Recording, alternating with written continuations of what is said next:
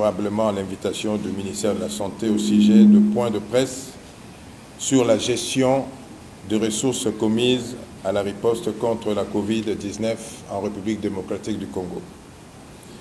Permettez-moi, avant de commencer à vous parler de cette gestion, de vous informer sur la grande réalisation que nous avons opérée dans le secteur de la santé pendant les 11 mois que nous avons déjà accompli à la tête de ce ministère. Il a plu à son Excellence, Monsieur le Président de la République, chef de l'État, de nous confier la gestion du secteur de la santé depuis août 2020. Après notre prise de fonction, nous avons hérité d'une situation préoccupante dans le secteur de la santé par rapport aux épidémies. Nous avons trouvé 4 épidémies meurtrières qui ravageaient le Congolais, notamment l'épidémie à virus Ebola à l'est du pays, la rougeole dans l'étendue du territoire national, le choléra surtout à l'est du pays et la poliomyélite à Kinshasa et à l'ex-province de Bandundu. Après les efforts entrepris, le secteur de la santé a maîtrisé l'épidémie de la maladie à virus Ebola à l'est du pays. Cette épidémie qui a emporté plus de 3000 de nos compatriotes est déjà éliminée et vous vous souviendrez que nous avions déclaré sa fin il y a déjà quelque temps. L'épidémie de la rougeole évoluait à bas bruit, mais était la plus meurtrière. Elle a emporté plus de 7000 de nos enfants. Après plusieurs stratégies montées au niveau du ministère, nous venons de mettre fin à cette épidémie. Une déclaration de la fin de cette épidémie sera bientôt faite. L'épidémie de choléra est en train d'être vaincue également. Le nombre de cas a sensiblement baissé. Quant à l'épidémie de la poliomyélite, une campagne de grande envergure de vaccination sera bientôt lancée et nous pensons l'éliminer le plus vite possible. S'agissant de réalisations opérées, nous citons d'abord sur le plan de la gouvernance dans le secteur. 1. Nous avons eu le mérite d'avoir œuvré pour la validation du plan national de développement sanitaire 2019-2023 au Conseil du gouvernement comme document de référence et de mobilisation de ressources dans le secteur de santé. 2. Nous avons organisé la revue annuelle sectorielle 2018 et sa validation et son adoption pour l'année 2019. 3. Nous avons créé l'Agence congolaise de réglementation pharmaceutique. En rapport avec la gestion des ressources humaines, nous avons hérité d'une situation où bon nombre d'agents de santé, infirmiers, professionnels de santé, médecins, ne recevaient pas leurs droits. Il faut noter que dans ce pays, nous avons connu des cas où, avant qu'un agent de santé soit aligné, il faut qu'il hypothèque 1, 2 ou 3 mois de son salaire au profit de l'agent de l'État qui établit la liste des primes. Nous avons fourni de très grands efforts contre vents et marées, contre des attaques personnelles par des personnes manipulées pour lutter contre ces genres de pratiques injustes et malhonnêtes qui ne faisaient qu'empirer la vie sociale des agents de l'État œuvrant dans le secteur de santé. Pendant plusieurs mois, nous avons organisé dans toute la transparence des travaux d'alignement à la prime de risque des agents de santé avec la participation de toutes les parties prenantes. Cette fois-ci, aucune personne n'a pu corrompre pour que son nom se retrouve sur la liste.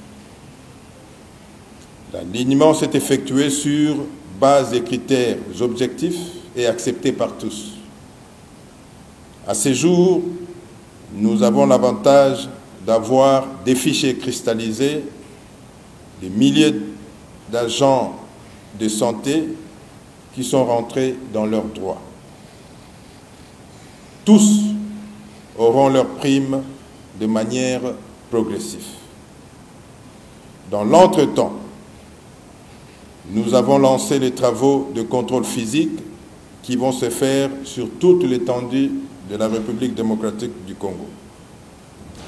Nous comptons démanteler les réseaux mafieux qui gangrènent le processus de paie des agents de santé et générer des économies pour le compte du Trésor public. Nous pensons qu'avec la rigueur que nous allons imposer dans la gestion des ressources humaines, nous parviendrons petit à petit à améliorer la vie sociale des agents de santé. Sur le plan des infrastructures dans le secteur de santé, il faut indiquer plusieurs réalisations liées notamment à la construction et à la réhabilitation de plusieurs infrastructures et l'obtention des équipements de santé. Plusieurs centres de santé ont été construits.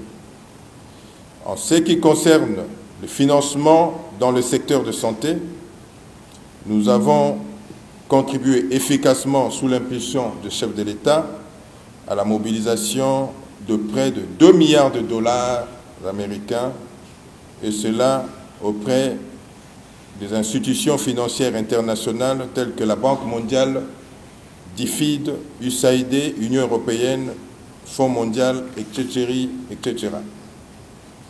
Chers journalistes, mesdames et messieurs de la presse, avant de faire le point sur le fonds alloué dans le cadre de la riposte Covid-19, je tiens à vous annoncer que les interventions menées dans le cadre de la riposte contre cette maladie ont produit des résultats encourageants dans notre pays.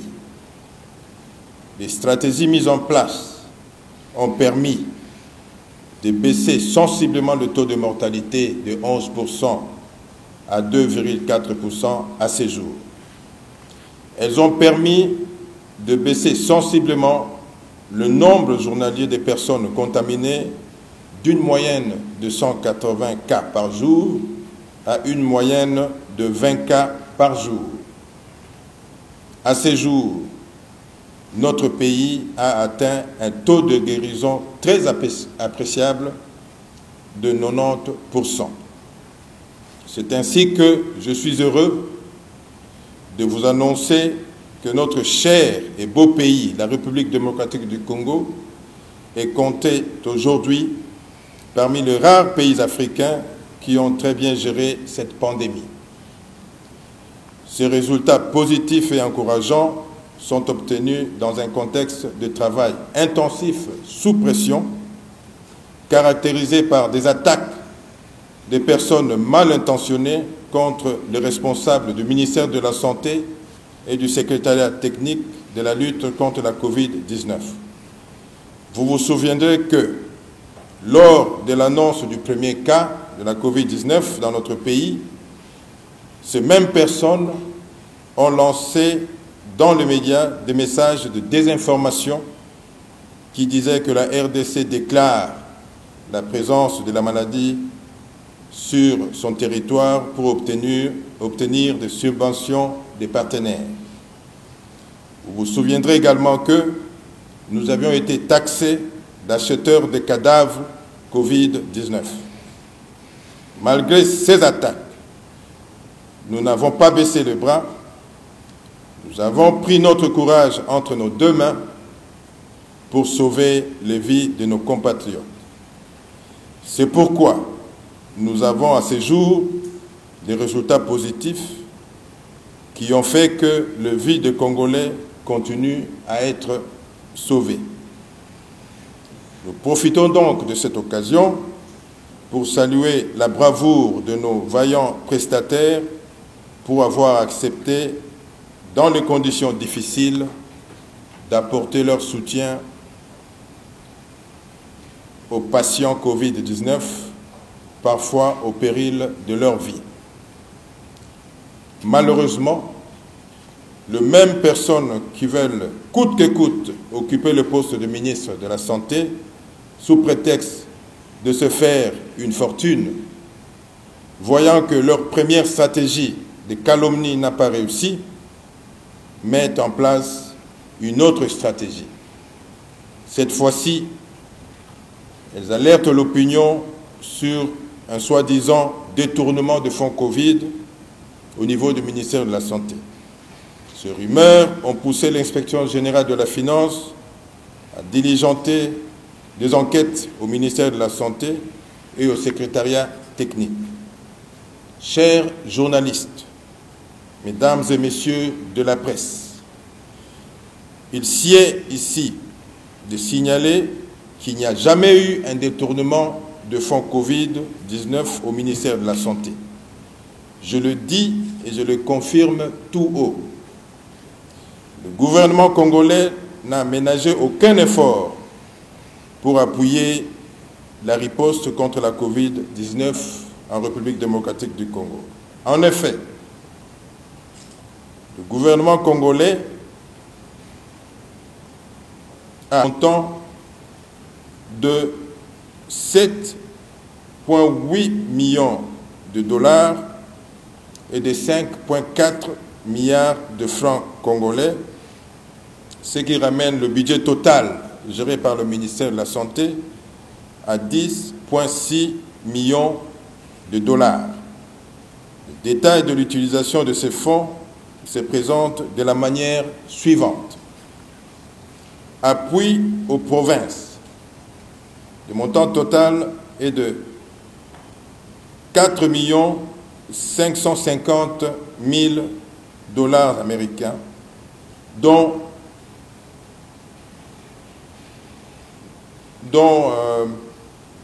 500 000 pour la province du Congo central, 300 000 pour les 3 provinces du Sud Kivu, du Nord Kivu, du Haut-Katanga, et 150 000 pour les 21 autres provinces. Nous voulons rappeler que la dotation de fonds au niveau des provinces a tenu compte du nombre de cas confirmés durant cette pandémie. Les fonds étaient directement transférés au compte des provinces. Les rapports de l'utilisation de ces fonds sont attendus au niveau du ministère. 2. Paiement de l'hôpital de Cinquantenaire. L'hôpital de Cinquantenaire a reçu un paiement de 500 000 dollars américains. Pour ce paiement, il faut souligner que le ministère de la Santé n'a pas signé une quelconque convention de partenariat avec cet hôpital. Il s'est appuyé sur la correspondance du ministre des Finances à son Excellence, Monsieur le Premier ministre, qui fixe le montant à payer mensuellement à cet hôpital, ainsi que la répartition de ce fonds tenant compte de frais fixes. Comme je l'ai dit, l'hôpital de Cinquantenaire a reçu 500 000 dollars. 3. Versement au secrétariat technique de la riposte. 1 55 000 dollars. 4. Réaménagement de sites de prise en charge Covid-19. 367 717 dollars américains. 5. Achat de 3 ambulances et 3 véhicules utilitaires. 355 500 $. 6. Communication, achat de médicaments, petit matériel, formation de relais communautaires. 571 793 $. S'agissant de montant enfants congolais, pour un montant de 5,4 milliards, les dépenses se résument comme suit. Appui aux hôpitaux, 3,1 milliards. Il est à noter que nous avons un reliquat de 122 millions de $, à payer à un certain nombre d'hôpitaux. Décontamination du palais du peuple, 337 millions. Paiement de ressortissants congolais venus de l'étranger, 738 millions. Paiement de travaux intensifs, 1 milliard, pour un total de 5,4 milliards. Chers journalistes, mesdames et messieurs de la presse, le fonds reçu par le ministère de la Santé ont fait l'objet d'un contrôle de l'inspection des finances du 15 juillet au 24 juillet 2020. Sur la base de leur enquête, une feuille d'observation relative à la mission de contrôle de fonds effectuée à la lutte contre la pandémie Covid-19 a été produite. Nous avons partagé à l'équipe de l'IGF, donc à l'équipe de l'inspection des finances, des clarifications en rapport avec des observations formulées, puis nous avons tenu une séance contradictoire avec eux, laquelle séance a été coulée sous forme de procès verbal. Il sied de signaler que le travail de la lutte contre la Covid-19 se faisait dans un contexte de pression et nous devions agir en mode d'urgence pour sauver des vies de notre compatriote. On ne pouvait pas attendre que les partenaires nous viennent en aide, car la lenteur des procédures allait faire perdre des vies aux Congolais. C'est pourquoi le ministère de la Santé s'est entendu avec un de ses partenaires pour que certaines des dépenses effectuées par le gouvernement dans le cadre de la lutte contre la Covid lui soient remboursées. Les montants décrits ci-dessus seront remboursés au ministère. D'ailleurs, ce remboursement a déjà commencé. Les 225 000 $ des achats des ambulances ont déjà été remboursés au ministère. Le partenaire est dans le processus de remboursement du reste d'argent. De manière succincte, 7 points ont fait l'objet des échanges et clarifications entre l'IGF et le ministère de la Santé. Il s'agit de 1. Le montant de 1 014 000 $ avec des pièces apportées qui ne sont pas probantes à ces stades de vérification. Ce montant de 2,4 millions de $ déclaré utilisé en mode d'urgence a été ramené à 1 014 000 après discussion. Mais il faut signaler qu'à ce montant, il faudrait déduire le montant de 225 000 qui est déjà remboursé au ministère de la Santé publique par le partenaire. Ce montant qui était alloué à l'achat des 3 ambulances reçues et remis au secrétariat technique. L'IGF attendait du partenaire les éléments suivants avant d'élaguer ces montants dans le 1,014 million retenus. Ces éléments sont l'historique des comptes du projet PDSS, les preuves de remboursement par PDSS, le procès verbal de la réunion de la banque qui s'engage à rembourser les dépenses au ministère de la Santé. Tous ces éléments ont été apportés à l'équipe de l'IGF à ce jour. 2. Le montant de 367 717 $ portant sur la réhabilitation des structures de prise en charge. En effet, nous attendons la contre-expertise de l'ouvrage par le BTC avant de connaître le montant exact ayant servi à la réhabilitation de ces sites. 3. Le montant de 130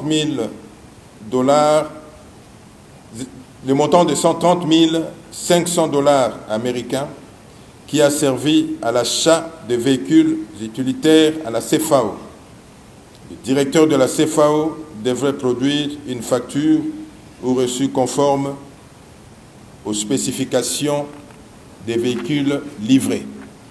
Ce dernier a rencontré les inspecteurs de finances et a confirmé la facture. Il ressort de cette analyse que le montant dont les pièces feront l'objet de vérifications supplémentaires portera sur le montant de 290 783 $, lequel montant se trouve parmi les montants à rembourser au ministère de la Santé par le partenaire. En définitive, si tous ces montants sont remboursés, on pourrait conclure que le montant de 1,014 million $ américains n'a pas été utilisé. Il pourrait donc être soit remis à la caisse de l'État ou réorienté pour financer d'autres activités de la lutte contre la Covid. 2. Achat de 3 ambulances par le partenaire pour un montant de 225 000 $. Cet argent a été remboursé au ministère de la Santé par le partenaire et se trouve déjà au compte du ministère de la Santé depuis le 28 juillet. Le partenaire a ordonné le remboursement de ce fonds depuis le 25 juin. L'IGF a recommandé au coordonnateur du projet PDSS d'apporter les éléments suivants avant d'élaguer ce montant. L'historique de compte du partenaire, les preuves de remboursement par le partenaire et le procès verbal de la réunion de la banque qui s'est engagé à rembourser ces dépenses au ministère de la Santé. Il est à noter que toutes ces preuves ont déjà été envoyées, qu'il y avait une cacophonie dans la gestion des ressources humaines.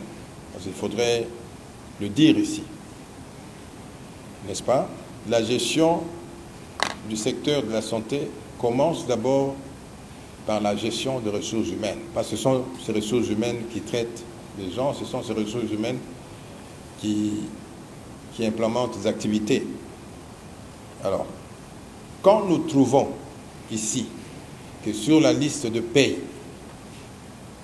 il y a des... Parce que moi, je l'ai vécu ici.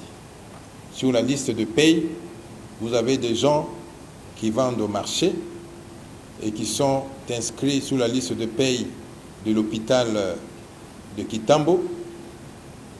Vous avez des petits vendeurs, parce qu'on les a fait arrêter ici, des petits vendeurs qu'on appelle aussi Banaïna, tout ça, mais qui ont collaboré avec des agents de l'État pour que leur nom se retrouve dans des hôpitaux ici. Donc vous voyez jusqu'à quel niveau la gestion des ressources humaines posait des problèmes.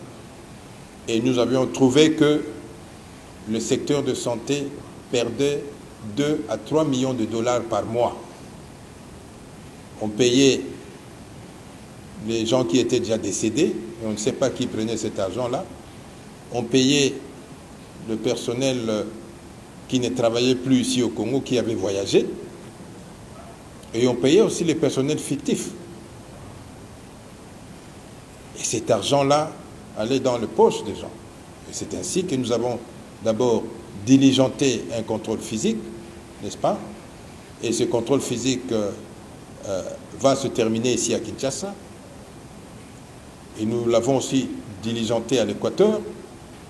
Et nous sommes en train de chercher de l'argent pour diligenter ce contrôle physique dans d'autres provinces. Et ça, c'est de 1. Par rapport aux primes, quand nous étions nommés, aux primes de médecins, des infirmiers, ainsi de suite, quand nous étions nommés, il y avait des listes qui étaient établies avant, sans critères, n'est-ce pas? Vous allez voir un médecin qui a travaillé pendant 10 ans, 15 ans, qui n'a pas sa prime, mais un médecin qui a terminé en 2019-2018 a sa prime. Tout simplement parce que on pouvait bien hypothéquer les premiers mois de sa prime et les donner comme corruption à l'agent qui devrait inscrire votre nom sur la liste pour que vous soyez aligné. Et tout ça, ce sont des pratiques que nous avons trouvées ici, et je le dis.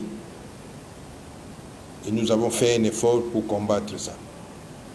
Et il y a des médecins qui sont alignés, il y a des infirmiers qui sont alignés, et aucun d'eux ne vous dira qu'il a payé quelque part pour que son nom soit là. Ces infirmiers-là auront bel et bien leur prime et ne vont payer personne parce que le processus s'est passé d'une manière transparente et avec la participation de tous, du syndicat, des infirmiers eux-mêmes et puis des autres personnes aussi. Donc nous avons une liste cristallisée. Si les pays avaient de l'argent, on allait payer tout ce monde-là directement. Mais avec eux, on s'est dit, parce qu'il y a des problèmes économiques, on va puiser dans cette liste. Et puis selon l'ancienneté, les gens qui vont bénéficier d'une manière trimestrielle leur prime. Donc ce problème-là est plus ou moins résolu. Maintenant, ce qui reste, c'est le paiement.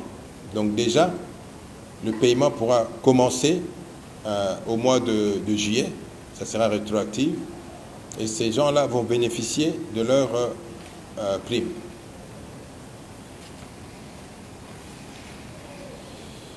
La réhabilitation et la construction des hôpitaux. Je ne sais pas, ici on a construit quelques